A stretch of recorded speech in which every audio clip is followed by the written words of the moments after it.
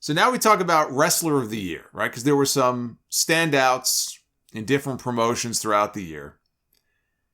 The male Wrestler of the Year and the overall Wrestler of the Year for my money in 2021 is the American Dragon, Bryan Danielson. 5 times his name appeared on that list that I just read to you. 5 times. 5 out of the 15 best matches of the year involved Bryan Danielson. So what is that? That's 33%. When you occupy that much of that list, you are the Wrestler of the Year. It is not hard to come to the conclusion that you are the Wrestler of the Year. The only other names I would have considered were Kenny Omega and Roman Reigns. Omega had lots of great matches, and he defended multiple titles across multiple promotions from AEW to Impact to AAA. And without Roman Reigns, I mean, my God, where would SmackDown be? Where would WWE be? They'd be in deep shit. That's where they would be.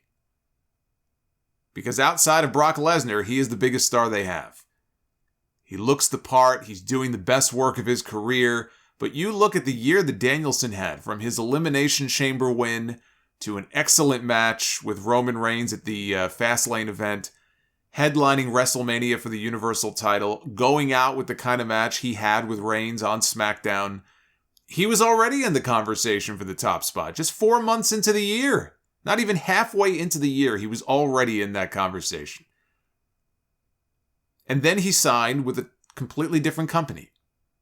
He went to AEW. And that was a big deal. A major name like him jumping ship and all that he brings to the table. His very first match was the key match on the biggest show in the history of AEW. He jumps from Fox to TNT and is headlining Arthur Ashe Stadium in front of 20,000 people. And since then, he has been on an absolute tear. It is the best that he has looked in years, against Omega, against Suzuki, against Eddie Kingston, against Miro, and a 60-minute Broadway with Hangman Page. This man came to AEW and he has elevated every single person that he has been in the ring with to their best matches. Winning, by the way, every single one of the matches that he has won, okay, outside of the 2 time limit draws, every match that he has won with a different hold. So he's trying to change things up. He's trying to be a little bit different and not just go with the same, the same old. What sealed the deal for me is the fact that he went from being involved in the top program in WWE for the top championship there, working with the best, to doing the exact same thing in a completely different promotion in the second half of the year. He went to AEW and did the exact same thing, but he did it as a heel. For the most part. I mean, he didn't become heel until later on. I shouldn't say he did that as a heel the entire time. But in WWE earlier this year, it was as the, heroic babyface. And in AEW, he transitioned over to the heel role, and he's every bit as good, if not better.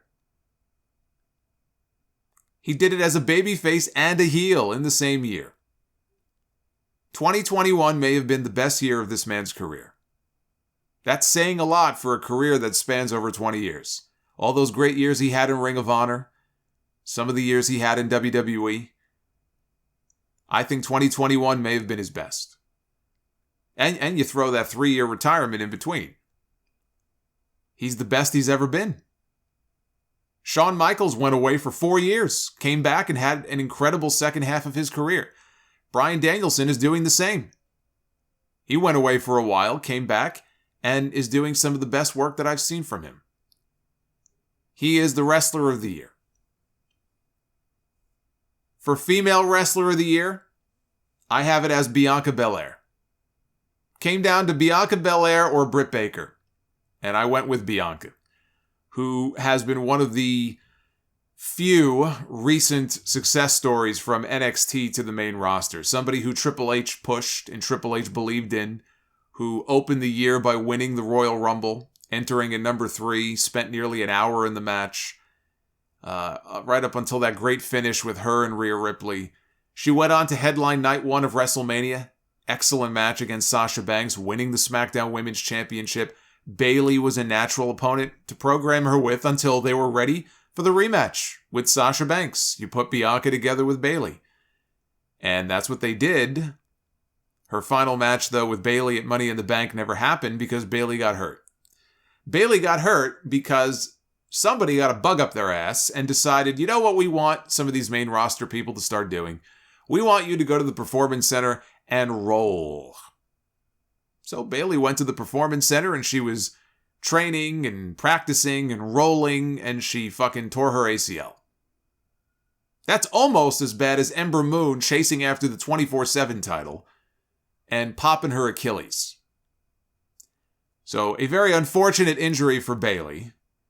And then Bianca's big rematch with Sasha never happened either because, well, I mean, we never did find out why, but Sasha wasn't there at SummerSlam. And so we ended up with Bianca losing her belt in 26 seconds.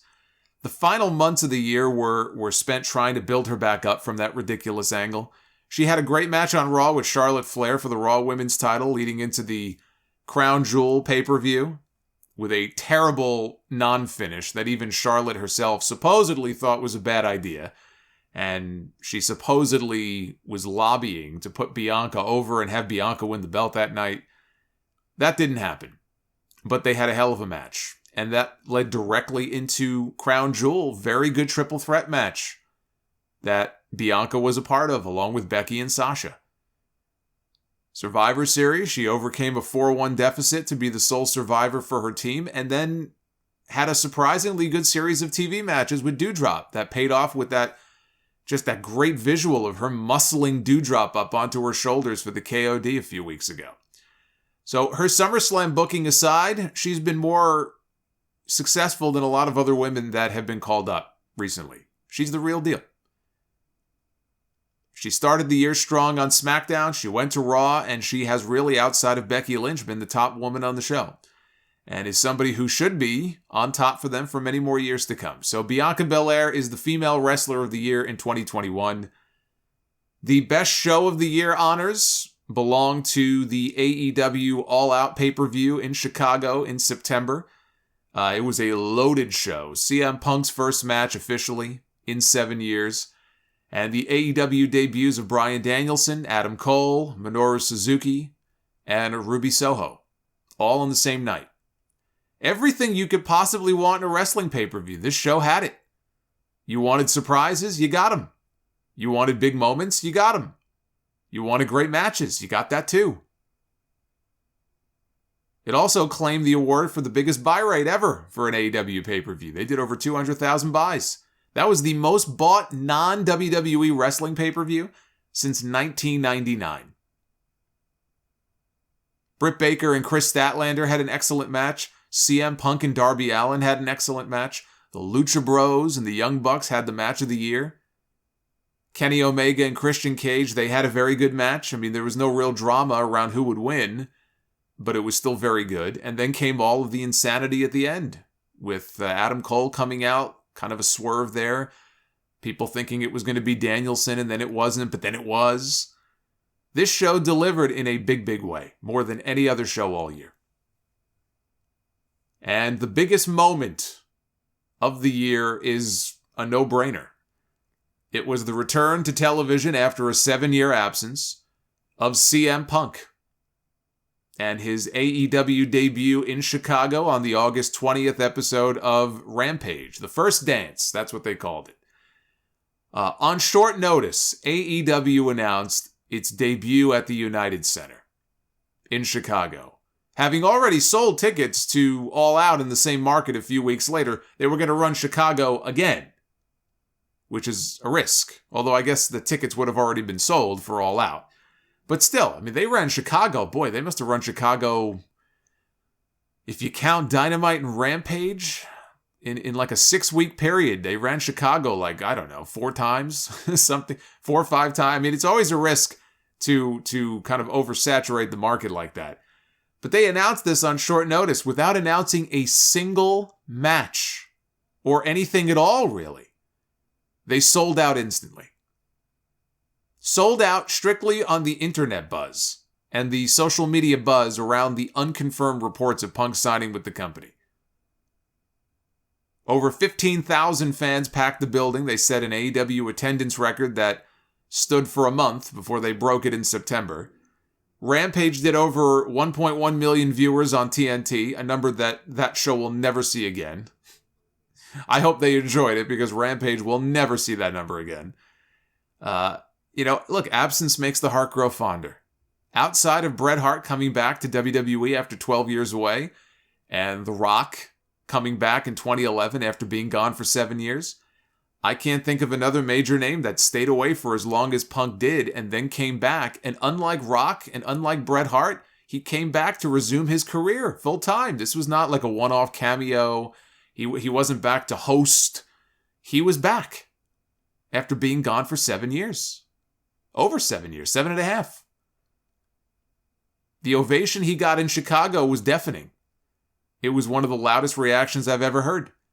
Punk coming back, whether it was with WWE or AEW, was always going to be a major moment. And there wasn't any single moment bigger than that one last year. Not only because of Punk himself, but just what that night in that building, selling out, their allotment of tickets at the United Center with all of those people, what it represented for AEW was gigantic. And that is the moment of the year.